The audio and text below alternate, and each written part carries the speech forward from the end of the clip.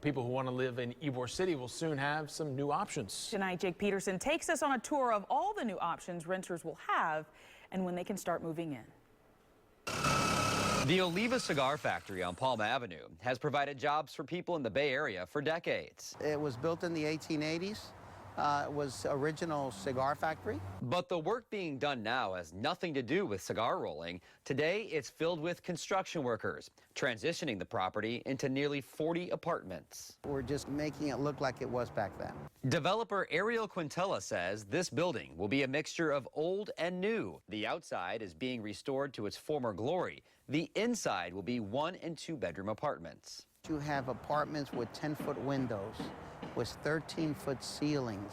I think there's such a pent-up demand for people wanting to live in this area. And that's why Quintella is developing all over Ybor. The old Blue Ship Cafe on 7th is turning into 8 units. The Don Vincenti Inn will have 16 apartments. They're also in the process of designing a large complex near 7th Avenue Nucio Parkway.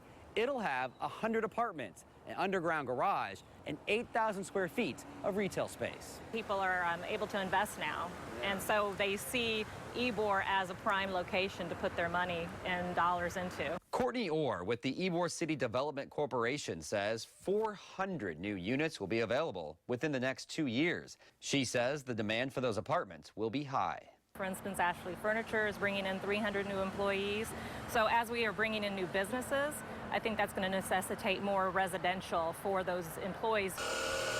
Back at the Oliva, these employees are working hard to finish the job. The new residents of this cigar factory should be able to move in by the beginning of 2017. Reporting in Ybor City, Jake Peterson, ABC Action News.